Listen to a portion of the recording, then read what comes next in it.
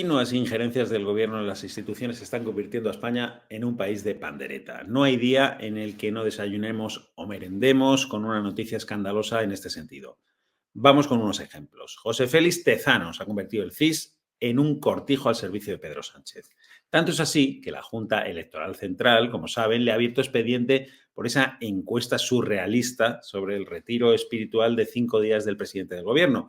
Ni con pinzas se podía coger ese sondeo para mayor gloria del líder. Le pueden caer hasta 30.000 euros de multa, aunque me da, no sé por qué, que ese dinero lo acabaríamos pagando usted y yo. Lo del fiscal general del Estado, Álvaro García Ortiz, también bate todos los récords. Es el Tezanos de la Fiscalía, al servicio de su amo. ¿De quién depende la Fiscalía?, se preguntaba Sánchez hace unos años. Pues eso, Sánchez piensa que la Fiscalía depende de él, claro, y así se comporta, siguiendo ese modelo. El actual fiscal general es hijo precisamente de ese modelo viciado desde la raíz, desde que Pedro Sánchez nombró a su ministra de Justicia para el cargo, inédito en España e intolerable en una democracia. García Ortiz es el heredero de Dolores Delgado en todos los sentidos, principalmente en la obediencia debida. Descalificado por sus compañeros, apalizado por el Tribunal Supremo en varias sentencias, se mantiene en el cargo contra viento y marea, arropado por Sánchez. El descrédito de la institución no puede ser mayor. Y luego está la utilización permanente por parte del gobierno de actos institucionales para hacer propaganda partidista, algo que se acentúa cuando menos debería acentuarse, cuando estamos en periodo electoral. A la Junta Electoral Central se le ha terminado el cuaderno de multas y expedientes. Cada rueda de prensa del Consejo de Ministros es un mitin que aprovecha la portavoz y los ministros de turno pues, para atizar al Partido Popular sin rubor. Cada acto oficial de Pedro Sánchez se convierte también en un mitin en el que cuela sus mensajes electorales. Es evidente que Sánchez y sus ministros saben lo que hacen y son conscientes de que no deberían hacerlo, pero, sinceramente, les resbala. Al fin y al cabo, no es más que un reflejo de su forma de gobernar, de su deriva autoritaria, de su manera de entender el gobierno. Esa pulsión que le llevó a encerrarse 5 días en la Moncloa para hacernos reflexionar a todos sobre lo que íbamos a perder sin él en el poder.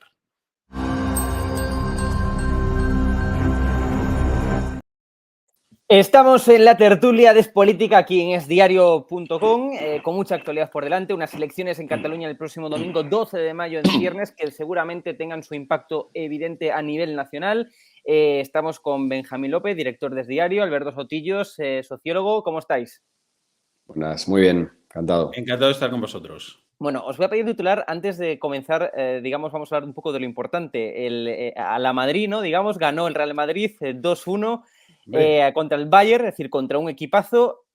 Sé que los dos os encanta el fútbol, sé que el Real Madrid. Por eso somos del Madrid. Tengo que alabar tu criterio editorial. Claro. Sinceramente. Pues hay que empezar por lo importante. Por lo importante que sucedió anoche en el Bernabéu. Luego ya hablamos de temas menores, como el deterioro de la democracia en España y tal. Pero empezamos con lo importante. Exacto.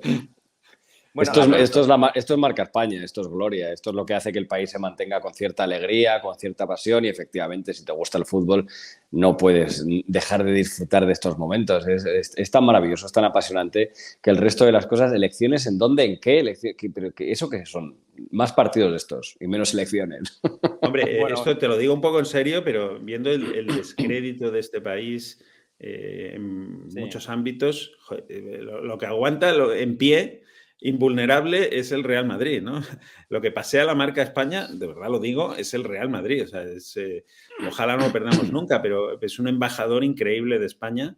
Bueno, y ahí está, estas imágenes que estamos viendo y otras muchas de la celebración, de los goles y tal, han dado la vuelta al mundo, sin duda. Más de 80.000 personas ayer se concentraron en el estadio Santiago Bernabéu, es decir, yo que vivo justo prácticamente al lado de Santiago Bernabéu, pues vamos, plagado, atestado de personas, lo que conlleva, muchísimos también personas que vienen de fuera de España, lo que conlleva, ¿no?, para el turismo, para nuestra economía. Sinceramente, vamos, el fútbol pues en España mueve más a las cosas como son. Bueno, sabes que el Tour del Bernabéu es el segundo museo más visitado en Madrid, después del Museo del Prado, y aspira a ser el primero con la remodelación que se ha hecho, ¿no? Hombre, y con la esperable ampliación en breve de nuevos títulos que coronen esa sala.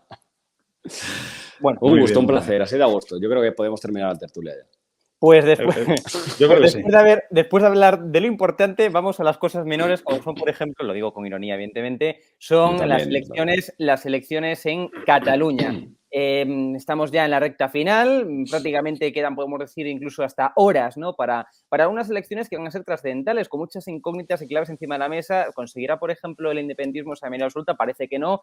Digamos, habrá ese efecto Illa finalmente, con cuánto ganará, ¿no? Salvador Illa. Habrá por la misma regla de 3 de efecto Carles Puigdemont. Vamos a escuchar, pues precisamente a Alejandro Fernández, el candidato del Partido Popular, pues alertando de que Salvador Illa se está plegando a Carles Puigdemont, porque se abrió un debate el candidato del PSC, bueno, diciendo que no es su socio principal, no es su socio número 1, pero incluso se pliega a hablar con Carles Puigdemont. Vamos a escuchar a Alejandro Fernández.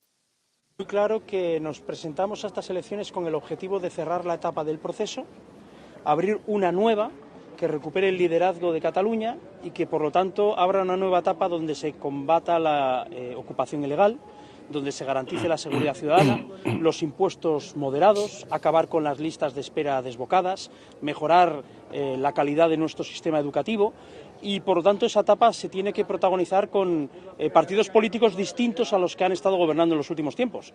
Por lo tanto, esas son las condiciones, son las que venimos repitiendo y son unas condiciones que planteamos a todo el mundo. Ha sido el señor Salvador Illa el que ha decidido que su socio prioritario sea Puigdemont. Por lo tanto, él sabrá lo que quiere y lo. Bueno, acabamos de escuchar a Alejandro Fernández, candidato del Partido Popular, hablando pues, efectivamente del programa electoral del PP o de la alternativa que, como ellos dicen, representan para Cataluña frente al independentismo y compara a Salvador Illa, pues con este caso con Carles Puigdemont, vaya, con el independentismo. Alberto, ¿cómo valoras esa posible victoria, muy posible victoria de Salvador Illa en Cataluña? Bueno, la verdad es que lo han gestionado bien. Por otro lado, creo que Alejandro Fernández está intentando conseguir algo que es que no le sorpasen. Tiene que efectivamente parecerse cada vez un poquito más a Vox, pero racional. Pero ella ha tenido a favor pues una campaña extraña. Esos 5 días de reflexión, al final lo que hacen es posicionar a la sociedad otra vez en una cosa que le funciona muy bien al Partido Socialista con Sánchez, que es, oiga, es la única opción frente al caos, sanchismo, fascismo, todo lo que hay a la derecha. Entonces, y ya se ha beneficiado. Cualquier cosa que sea una polarización de campaña entre 2 personas siempre van a beneficiar y quien lo está pagando es evidentemente Esquerra Republicana. Veremos hasta cuánto aguanta y si puede mantener o no mantener un tripartito. Pero lo cierto es que Illa parece muy beneficiado precisamente por eso. Cuando personalizas una campaña, cuando la ubicas en solamente 2 escenarios, pues hay 2 ligas, la de quién lo va a ganar y quién va a quedar el último. En una está Illa y en otra está el Partido Popular. Bueno, y otra clave más, Benjamín, directores diario, es decir, por mucho que gane, es muy posible que no gobierne, al menos en esta ocasión, Salvador Illa, ¿no? Hombre, sí, vamos a ver, yo que todavía la campaña no ha terminado. Estamos a expensas de un posible golpe de efecto de Puigdemont. No creo que se vaya a producir, porque para eso hay que tener cierta valentía. Pero tampoco es descartable al 100% que no vaya a hacer una aparición triunfal en Cataluña en las últimas horas de campaña, con todo lo que eso conlleva y lo que puede suponer dejando en papel mojado las encuestas o al menos en una incógnita tremenda, ¿no? Es un golpe de efecto. O sea que hay que también manejar esa variable que podría producirse. No creo, pero tampoco es descartable del todo, ¿eh? Pero bueno, partiendo de la situación actual, evidentemente parece que Illa va a ganar las elecciones, pero yo no sé si eso reconforta mucho en la Moncloa. Realmente para Pedro Sánchez la situación más cómoda sería ser segundo y poder hacer presidente a alguno de los partidos independentistas. Esa es la realidad. Ganar unas elecciones y resignarte a no gobernar, ¿cómo explicas eso? ¿Qué justificación tiene? O sea, es una situación un tanto endiablada para Pedro Sánchez, porque si de algo creo, salvo sorpresa mayúscula, el domingo podemos estar más o menos seguros, es de que Salvador Illa no va a ser el presidente de la Generalitat. Antes se repetirán las elecciones, antes veremos cómo hace presidente a Puigdemont o a Esquerra, pero ser presidente de la Generalitat es posible. ¿Qué posibilidades hay? Apostaría bastante dinero a que no, la verdad. Si tú fueras consultor de Salvador Illa o del PSOE, ¿qué posibilidad hay? ¿Qué le pondrías encima de la mesa entonces? A ver, Sí, estoy de acuerdo que efectivamente tiene la peor de las, entre comillas, suertes, porque pudiendo ganar no sirve para nada y efectivamente a Pedro Sánchez sería mucho más fácil que no existieran estas elecciones y que nada cambiara. Pero, hombre, en el momento en el que alguien gana unas elecciones tiene una posibilidad innata de poder hacerlo. La prueba evidente es que se puede gobernar incluso no ganando. Pues imagínate lo que es capaz de gestionar Pedro Sánchez ganando algo. Yo entiendo que tiene que ceder mucho, pero también si la victoria es muy clamorosa, ¿cómo gestionas y cómo vendes que has ganado por tanto y no eres capaz de gobernar?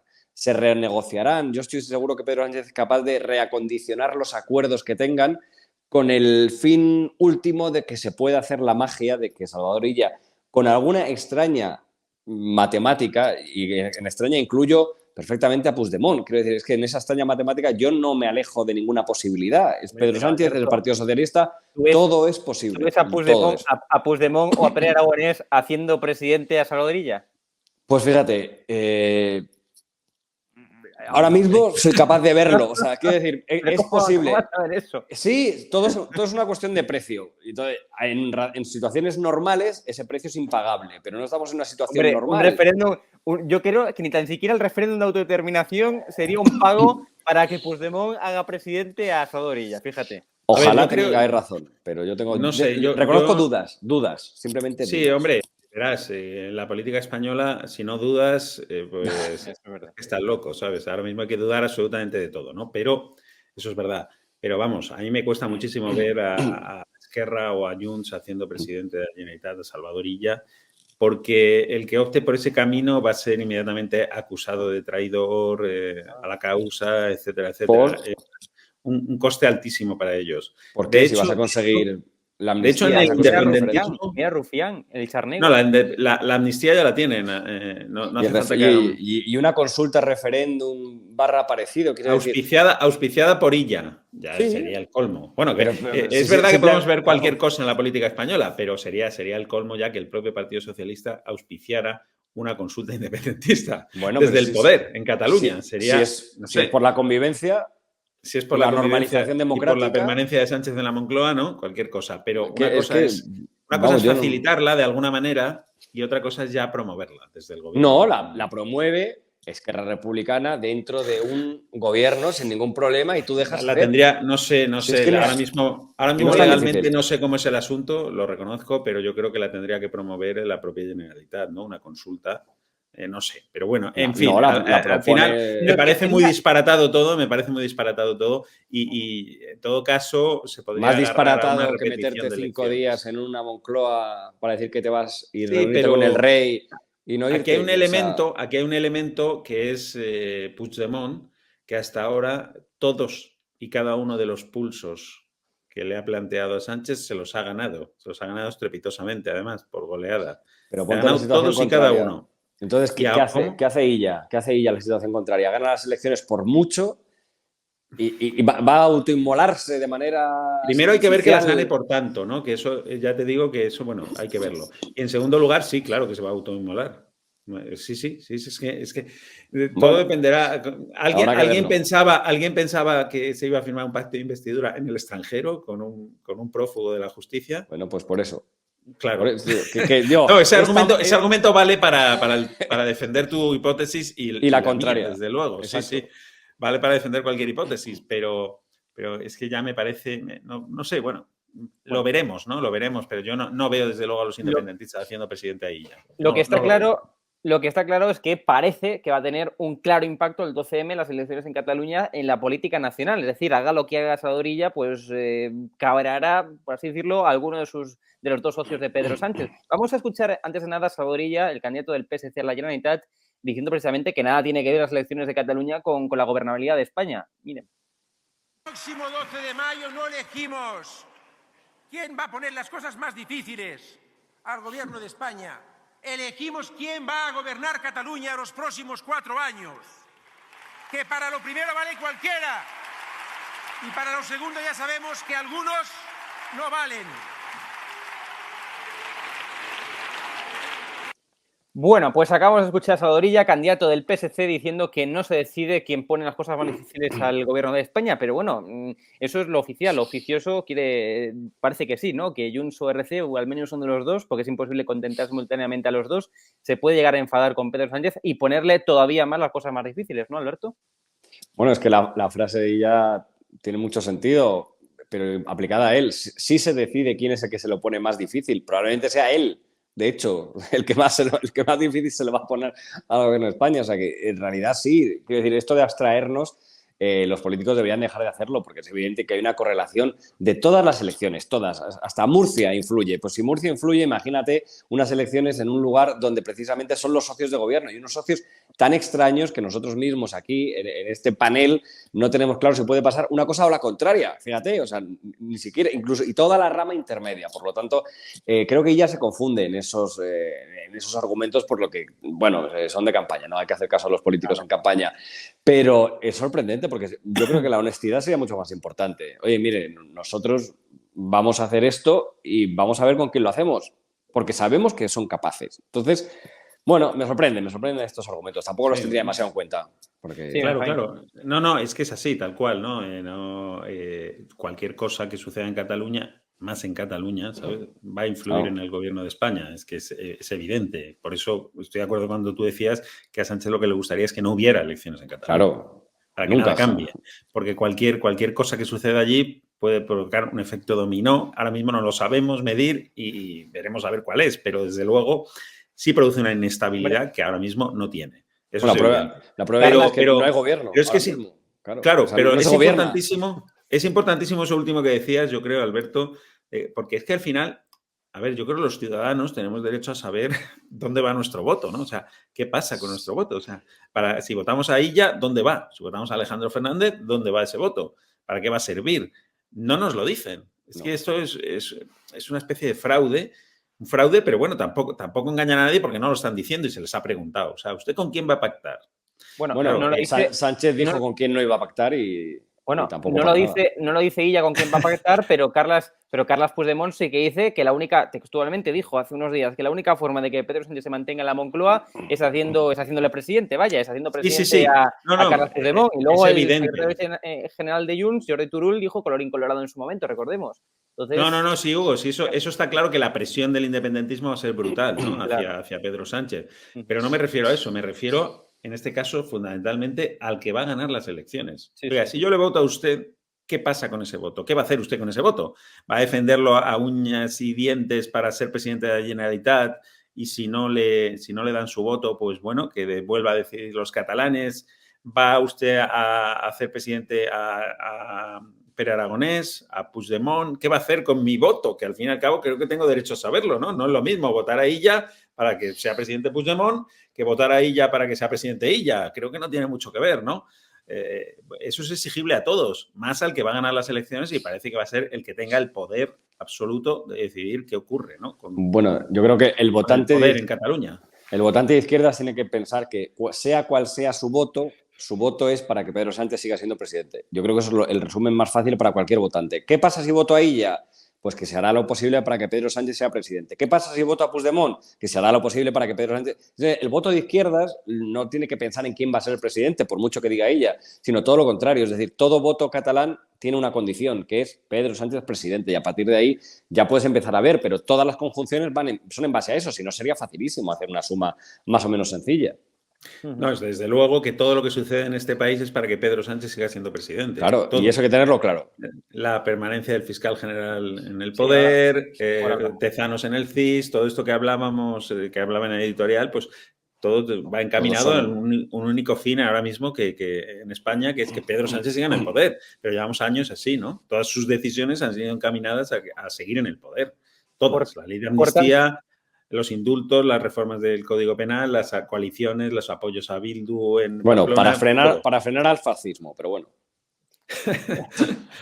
pero para frenar al fascismo solo está él, al parecer, claro, en España. Hombre, por supuesto. Es el salvador de la patria. Vamos a hablar a continuación del tema del fiscal general, de Álvaro García Ortiz, desde luego, pero antes os pido, como siempre en estos casos, en campañas electorales, un pronóstico. ¿Cuál creéis que va a ser el futuro más inmediato? ¿Repetición electoral? Por tanto, bloqueo, que finalmente pues veamos a Carles Puigdemont pues siendo incluso hasta presidente de la Generalitat, Pedro Sánchez con otros 5 días en la Moncloa reflexionando. ¿Qué puede pasar? Alberto. No sé, en esa cosa casi prefiero ponerme en lo peor y por lo menos. Hombre, que sois futboleros, os encanta hacer las porras. Yo ahora aquí no, venga, ni una porra. Por eso, por lo menos podré decir que he acertado. Yo veo a Puigdemont de presidente, no sé si con una unión independentista o con una cesión socialista. Porque si pasa, por lo menos dije, mira, es que acerté. Y si no pasa, pues oye, una pequeña alegría. Yo no veo ahí ya de presidente de la Generalitat, bajo ningún concepto, y sí veo a Puigdemont con posibilidades de serlo, desde luego. Porque Pedro Sánchez lo que quiere es permanecer en la Moncloa. Bueno, vamos a cambiar de tema. Como decíamos, fiscal general del Estado, Álvaro García Ortiz, que ha concedido una entrevista en el canal 24 Horas después de todos los varapalos, ¿no?, que ha recibido por el tema de Dolores Delgado, por el ascenso de Dolores Delgado. Ahora recientemente pues ha recibido otro varapalo con otro ascenso, y su respuesta, su justificación es prácticamente, podemos decir, como que prevarica la Sala Tercera, digamos, que el Tribunal Supremo pues prevarica. Vamos a escucharlo. El fallo que hoy hemos escuchado. Bueno, no sé si el fallo era esperable, pero desde luego no ha causado sorpresa, porque la línea de exigencia de la Sala Tercera del Tribunal Supremo respecto a los nombramientos de la Fiscalía General es, como digo, muy exigente, muy distinta a toda la trayectoria, muy distinta a toda la doctrina o la jurisprudencia que venía teniendo esta Sala Tercera. Así que no ha causado excesiva sorpresa. ¿Y por qué ha cambiado, en su opinión, el tipo de listón que pone a la hora de valorar sus decisiones? No lo sé, habrá que preguntárselo a la propia Sala Tercera. Yo entiendo, como debe ser, que los nombramientos que se han venido realizando son conformes a derecho. Hemos sido corregidos por la Sala Tercera y tenemos que seguir los criterios de la Sala Tercera. No hay más que decir. Los fallos de las sentencias se ejecutan, se asumen y, bueno, tendremos que leer, por supuesto, qué es lo que nos quiere decir esa sentencia. Bueno, Benjamín López, la respuesta a que haya puesto ascendido, ¿no?, el fiscal general pues a Dolores Delgado, que fue ministra, recordemos, con Pedro Sánchez, pues la culpa es de la Sala Tercera, que prácticamente que prevarica, vaya, que cambió de criterio porque le quieren muy mal al fiscal general, Benjamín. Sí, y además dice, bueno, pero las sentencias hay que asumirlas y ser consecuente. Bueno, pues asúmala, la sentencia, claro, que es que eso es lo que no hace. ¿Entiendes? Porque, claro, es muy fácil decir que es que me tienen manía, ¿no? El profesor me tiene manía, que es lo que está diciendo. Sí. No sé si le tiene manía o no le tiene manía, pero el caso es que es la segunda vez que le da un bofetón así con la mano abierta en la cara. Y usted no ha asumido ninguna de las sentencias, ¿no? Cuando le han anulado los nombramientos por 2 veces de Dolores Delgado. Claro, es que tiene que asumir su responsabilidad, y lo que está diciendo el Tribunal Supremo es que este señor se ha saltado los procedimientos y no ha seguido, diríamos, las normas para ese nombramiento. Por lo tanto, queda absolutamente desacreditado, pero es que no es la primera vez. ¿Qué hace ahí? ¿Qué sigue haciendo ahí? Porque es que asumir una sentencia implica también asumir tu responsabilidad. Algo has hecho mal, te lo están diciendo el Tribunal Supremo. Lo has hecho mal, deberías irte a tu casa. ¿Qué ocurre? Que, como decía, y perdón por la autocita, en el editorial, es la situación de la Fiscalía General del Estado está absolutamente viciada. Desde que Pedro Sánchez nombró a Dolores Delgado ministra de Justicia, que es algo inédito y es algo inasumible democráticamente, poner al fiscal general del Estado, ¿no? Desde ese momento la credibilidad está bajo cero y la sucesión de hechos dan la razón, ¿no? Porque es que al final es la propia carrera fiscal principalmente la que se opone al fiscal general del Estado, claro. El Tribunal Supremo el que le da un revés tras otro. Por lo tanto, no tiene sentido ninguno que permanezca en su cargo, y si el Tribunal Supremo debería dimitir, pero debería dimitir ya. O sea, hace tiempo, vamos, pero ahora mismo ya me parece que es que no tiene razón de ser que siga ahí. Recordemos, Alberto, que la carrera en la Fiscalía General de Álvaro García Ortiz comenzó con un CGPJ que calificó como inidóneo pues el nombramiento de García Ortiz como fiscal general. Vaya. A ver, en el momento en el que no dimite Sánchez y no dimite Tezanos, quiero decir, eso es una cadena, pues ¿para qué vas a dimitir? O sea, eso es absolutamente asociado. Yo creo que en este caso es un problema de credibilidad de las instituciones y es muy grave, porque a mí me da igual que un partido gane, yo quiero que gane el partido que más se identifica conmigo, yo quiero que la izquierda gobierne, yo quiero que haya políticas progresistas, pero lo que quiero sobre todo es que pase lo que pase, la institución se mantenga. O sea, yo soy sociólogo, yo quiero que el CIS siga siendo CIS. Es decir, aunque unos días esté uno que me caiga mejor y otro peor, quiero que tras el paso de cualquier político las instituciones se mantengan porque representan el Estado. Y es lo que representa precisamente que yo pueda ser de izquierdas, el otro de derechas y pueda haber un turno, no te digo pacífico, pero un turno normal de políticas. Bueno, pues precisamente la Fiscalía General del Estado, cuando el presidente del Gobierno... Yo es que me quedo en eso, quiero decir, si el presidente del Gobierno dice que directamente la controla y que depende de él, yo ya no me puedo creer nada y ese es el problema de credibilidad. Me pasa con el Tribunal Constitucional, me pasa con la Fiscalía, me pasa con el CIS, me pasa con el Consejo General del Poder Judicial, es decir... Por unos y por otros, aunque no, unos dirán que más unos y más otros, hay un problema de fallo del sistema en el cual ya el ciudadano no tiene una representación. Lo que diga el Tribunal Constitucional está condicionado. Lo que diga el Fiscal General está condicionado. Lo que diga el CIS es que ya directamente me produce sonrojo. Entonces, como ciudadano, ¿a qué institución te puedes agarrar? Y, ojo, un republicano te va a decir, parece que es que la única institución estable es la monarquía. La que yo quiero quitar. O sea, que fíjate el caos en el que se encuentra, por ejemplo, un ciudadano de izquierdas, absolutamente perdido de referentes institucionales que puedan validar o no validar una política, porque si no estamos en manos de los demanes políticos. Y claro, si nadie pone coto a los políticos y son ellos mismos los que se ponen cotos, pues ya hemos visto qué pasa, pues, por ejemplo, con las leyes antitransfugismo y cosas así, pues absolutamente antidemocráticas. Benjamín, esta mañana, este jueves, escuchábamos también a Álvaro García Ortiz en una entrevista de Cadena SER diciendo, o justificando, mejor dicho, ¿no?, la filtración de esa conversación entre un fiscal, entre la fiscalía, un fiscal y la defensa de Alberto González Amador, de la pareja Isabel Díaz Ayuso, pues justificó esa filtración para combatir bulos. Dijo que también fue, digamos, una de las justificaciones que ya se había escuchado por parte de la fiscalía en su momento, pero vaya, esto ya lo dijo de nuevo Álvaro García Ortiz, el fiscal general del Estado. Bueno, es que era para combatir bulos, pues eso hizo esa filtración de una conversación privada entre la defensa de la pareja de Ayuso y el fiscal que lleva el caso. Sí, no, la verdad es que es un episodio absolutamente asombroso, otro más, ¿no?, en la trayectoria de este fiscal general, pero claro, veremos si los tribunales consideran que es incluso delictivo, ¿no?, más allá de asombroso. Desde luego asombroso lo es. Y delictivo probablemente. Hombre, la Fiscalía se oponía a que se investigase a la Fiscalía, ¿sabes? O sea, muy llamativa.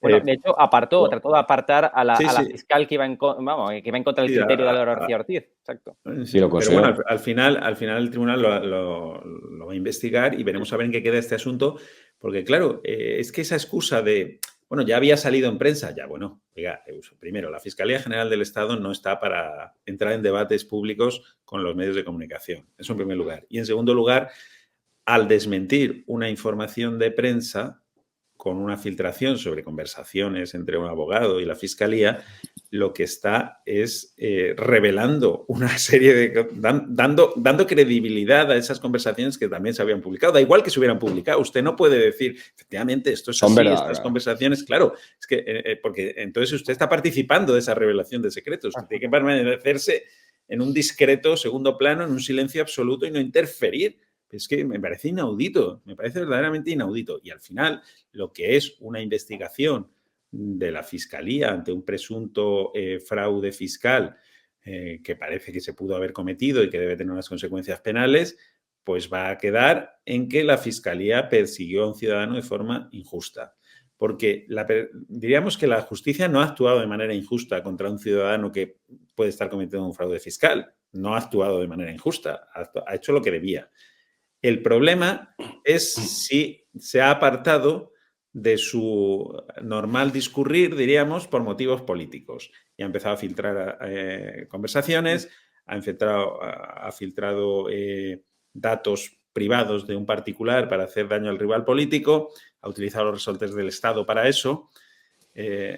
Y al final, el caso con el que querían destruir a Isabel Díaz Ayuso puede ser el caso que acabe destruyendo al fiscal general del Estado, con toda razón, y haciendo mucho daño al gobierno, porque me ha parecido un movimiento, desde el primer momento, muy chavista en el sentido de utilizar los resortes del Estado contra un ciudadano particular para atacar a tu rival político. Es que, de verdad, me parece que suceden unas cosas en España que es que no... Yo creo que en el resto de Europa tienen que estar con los ojos abiertos diciendo, ¿pero qué sucede ahí? No sé, bueno, supongo que tampoco lo seguirán muy de cerca, pero desde luego si echan una ojeada... Es terrible, es terrible. Alberto, tú que eres de izquierda pero normal, como dice tu podcast, así lo titulas, Claro, eso tampoco hay mucha repercusión. Claro, es decir, es que un caso como este de la Fiscalía revelando conversaciones privadas, yo qué sé, pues en Estados Unidos, en cualquier otro país democrático, digamos, tendría muchísima más repercusión, pero aquí parece que da exactamente igual, ¿no? O sea, esto también, sociológicamente hablando, es para estudio.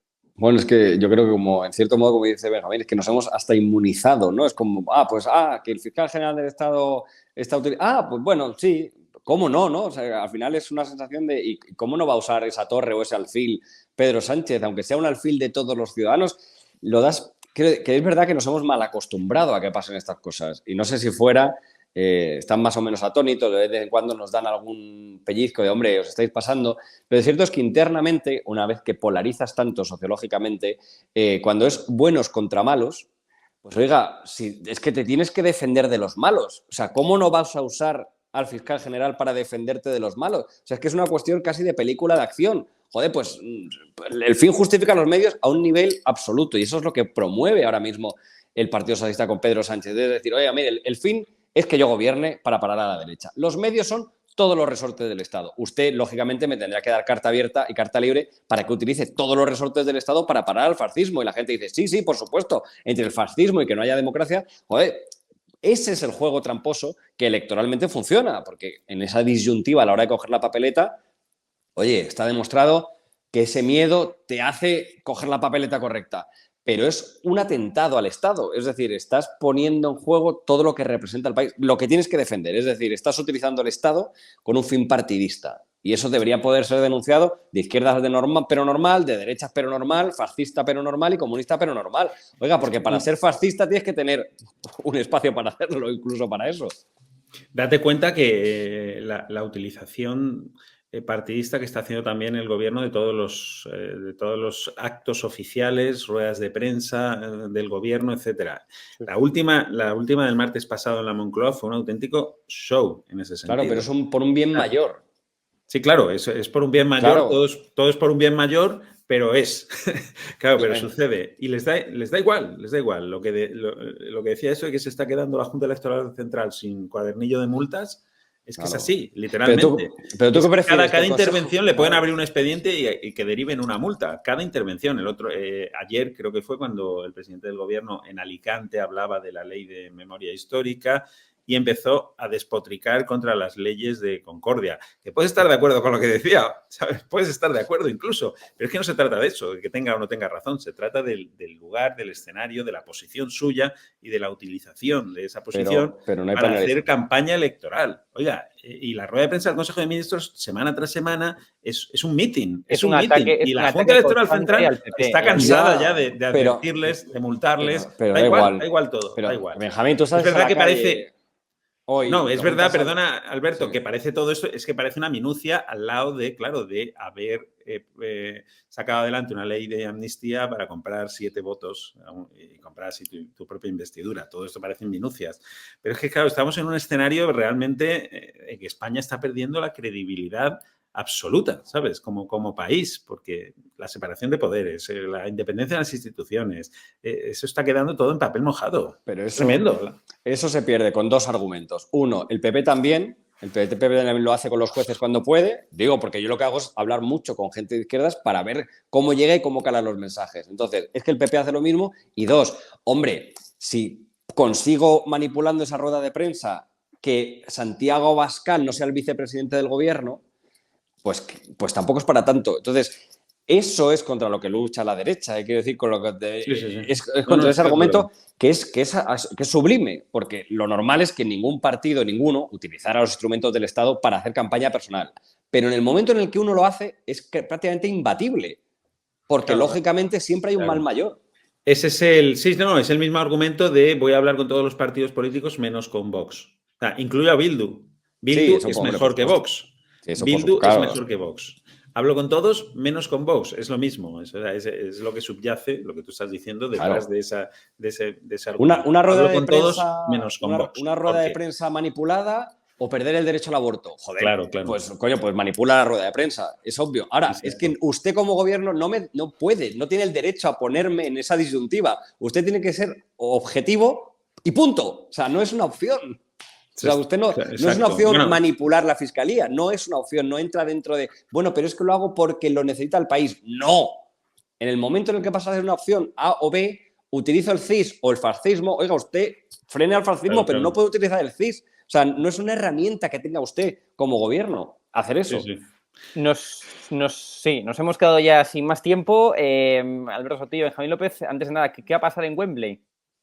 Alberto. Pues que vamos a sufrir y disfrutar, espero. Benjamín. A ver, yo siempre soy muy pesimista, aunque parezca lo contrario. Siempre lo veo todo negro. Ayer pensaba que nos la íbamos a pegar contra el Bayern. Bueno, parecía al principio, parecía al principio que os la ibais a pegar. Soy un hombre de poca fe, aunque en el fondo de mi alma siempre pienso que va a ganar el Madrid. Entonces, espero que vuelvan aquí con la 15ª. Muy bien. Benjamín López, Alberto Sotillo, muchas gracias. Abrazo. Placer. Un abrazo.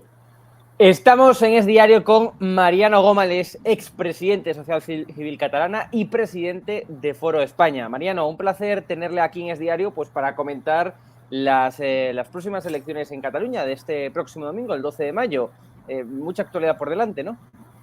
Muy bien, encantado de estar aquí. Bueno, hay que confiar en los idus de marzo, que ya no son de marzo, que ya son de mayo, para saber qué es lo que va a pasar en Cataluña, ¿no? Pero bueno, estamos en una situación tan cambiante que uno nunca sabe cómo se va a posicionar la gente. Y bien, veremos. El día 12 veremos qué pasa.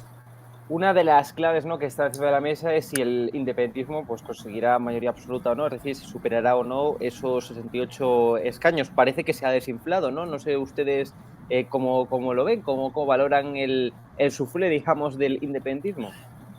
Bueno, vamos a ver, yo creo que el independentismo sigue haciendo los mismos estragos que ha hecho siempre. Es decir, todo pueden jugar unos con otros, unos son más independentistas, otros menos, pero en realidad persiguen todos lo mismo. Y el problema es que sí, posiblemente el independentismo no ha perdido fuelle, pero puede perder la mayoría absoluta entre los grupos independentistas, aunque se unan todos ellos, pero como ahí la clave la va a tener el PSC, que el PSC en muchos casos es tan independentista como los otros partidos independentistas. Por tanto, en realidad yo creo, sinceramente, yo soy bastante pesimista en el sentido de que yo no creo que en Cataluña vayan a producirse demasiados cambios en el mundo de lo que tenemos ahora. Sí, va a subir el PP, pero el PP sigue la greña con Vox, es decir, y nunca podrán tener la potencia y la fuerza que tienen que tener. Y el PSC es el que supongo que ganará las elecciones, podrá hacer de árbitro, pero a no ser que se produzca un sorpaso muy extraño, y yo la verdad es que no soy optimista en el sentido de que Cataluña sigue estando perdida y seguirá estando perdida. Y como siempre digo en manifestaciones que hago, a Cataluña la salvará España, no se salvará sola. Claro, aquí también otra de las principales incógnitas es qué escenarios hay de posibilidades a la hora de conformar un gobierno, es decir, en Cataluña me refiero, es decir, si el independentismo no puede volver a esa fórmula de sumar entre Junts, RC, CUP, etcétera, es decir, y volver a la fórmula que tienen actualmente, que permitió a Pere Aragonés llegar actualmente al gobierno, eso es una dificultad. Evidentemente, Salvador Illa no va a llegar a esa mayoría absoluta, le hará falta algún tipo de apoyo. ¿Cuáles son las sensaciones que se perfilan desde ahí, desde Cataluña? Bueno, a ver, sensaciones son esto, que el PSC ganará, va a necesitar lógicamente apoyos, y esos apoyos no los va a buscar, tal como están las cosas en España, no los va a buscar en el PP y en Vox, sino que los va a buscar en otros lados. Y los otros lados, habida cuenta que en España tenemos un gobierno social comunista amparado precisamente por los independentistas, pues, y el PSC está a las órdenes de la voz de su amo, que es Sánchez, pues va a pactar con los que Sánchez pacta en Madrid.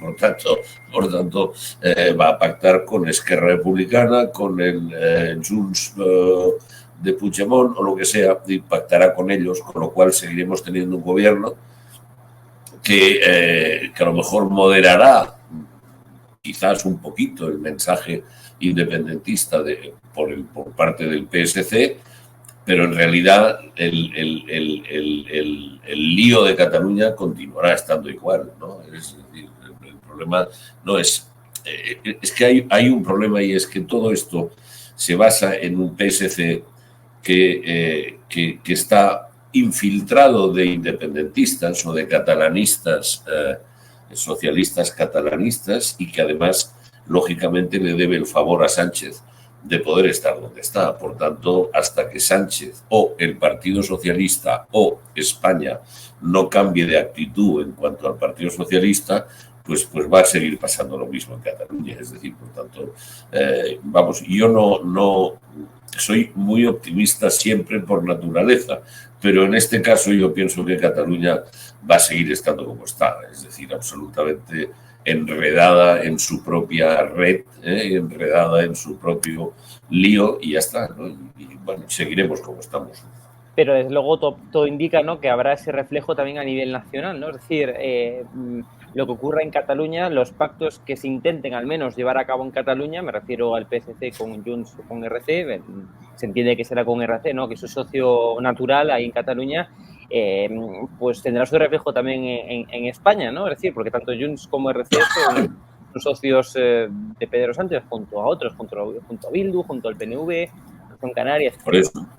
Por eso, mientras en España las cosas estén como están, en Cataluña ni en el País Vasco no van a cambiar. No van a cambiar, ¿por qué? Porque Sánchez requiere de los votos de estos partidos para poder seguir gobernando y seguir en la poltrona de Moncloa.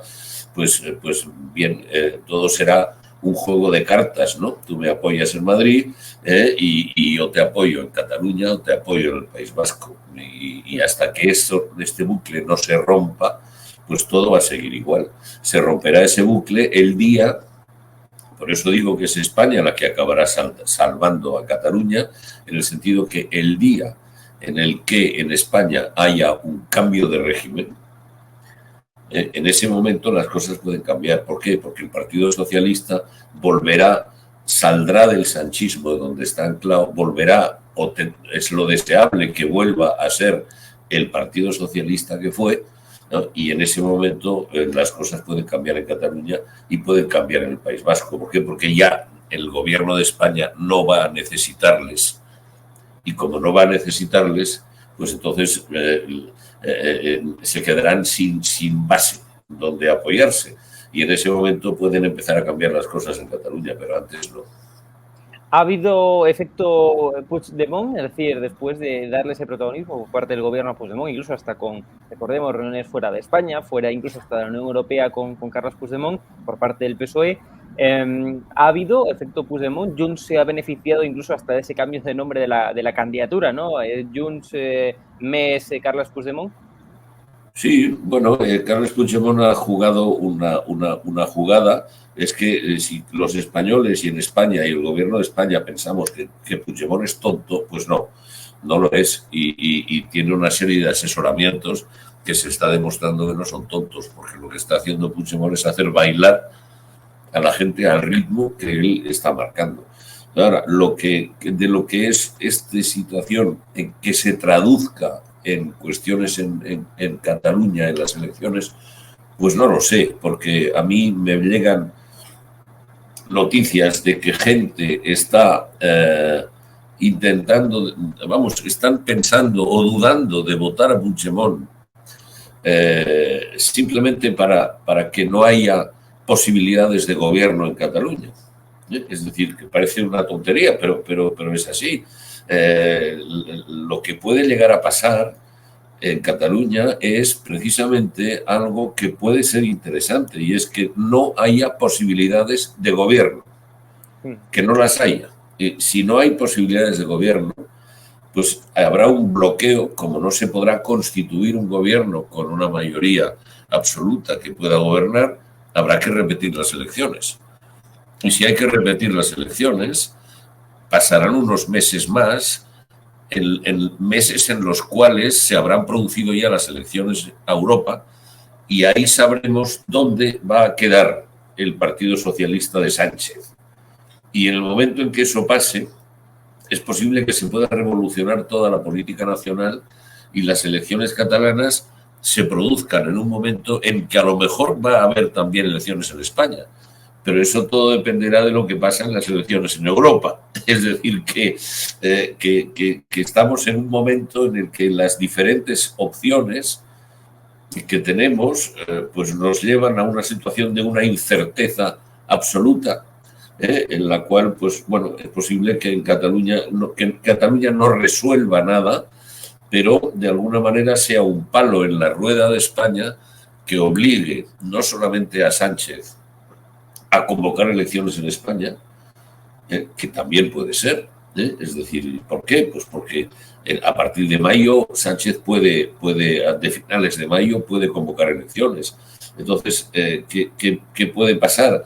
Que se estrelle en Europa, y si el PSOE se estrella en Europa y en Cataluña no se puede gobernar porque está bloqueada, y el País Vasco es otra historia, pero el País Vasco sigue teniéndolo por ahora con él, entonces Sánchez se puede encontrar bloqueado, pero bloqueado en que no pueda seguir manteniendo el gobierno ese Frankenstein que tiene. Entonces se verá obligado a convocar elecciones.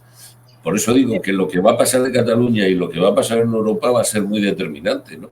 Pero en estos momentos yo no puedo hacer de gurú diciendo qué es lo que puede llegar a pasar, porque es que puede llegar a pasar de todo. Es un tema absolutamente incierto. Y para concluir, la campaña de Alejandro Fernández del Partido Popular parece que va a aumentar en escaños, va a aumentar en votos, incluso con esa clara posibilidad de superar a Vox, que Vox al final pues, es un partido que tiene pues un nicho sólido de votantes, parece, en Cataluña. Todo indica que el PP lo va a superar, según las últimas encuestas. ¿Cómo valoras la campaña del centro-derecha y de la derecha en Cataluña? Bueno, Alejandro Fernández está haciendo una campaña buena, agresiva, estando en muchos sitios. El Partido Popular le está arropando constantemente, ¿no? Y vamos, digo, la cúpula del Partido Popular está arropándole constantemente y sacará un buen resultado, porque en Cataluña lo que no podía ser es lo que pasaba, ¿no? Que el PP se quedaba prácticamente sin representación. Entonces el PP va a volver a tener una representación importante. Y bueno, a ver, por mi parte, estupendo. Yo no soy de ningún partido político, porque si no, no podría estar presidiendo un foro España de la sociedad civil, ¿no? Pero lógicamente creo que puedo considerar que es lo que creo que sería beneficio para España.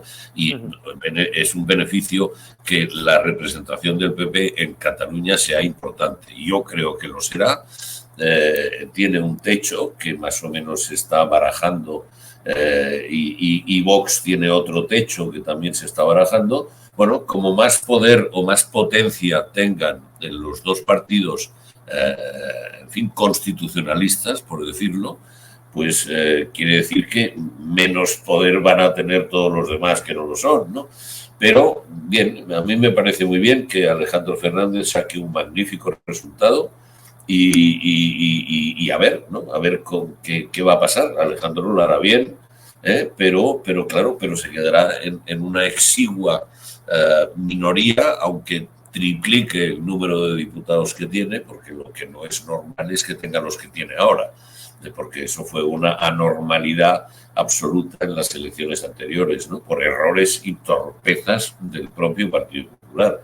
Ahora, en estos momentos, parece que ha corregido esos errores o esas torpezas, y bueno, y supongo que el Partido Popular se pondrá en donde siempre tiene que estar, que es en los 13 diputados, 14, que es lo suyo, ¿no? Es decir, nunca ha tenido más que con Alejo Vidal Quadras, que creo que tuvo 17 o 18. Es decir, que es que tampoco nos estamos saliendo demasiado del guión de lo que tiene que ser el Partido Popular en Cataluña. Mariano Goma, expresidente de Sociedad Civil Catalana, presidente de Foro España, ha sido un placer. Muchas gracias. Muchas gracias a vosotros.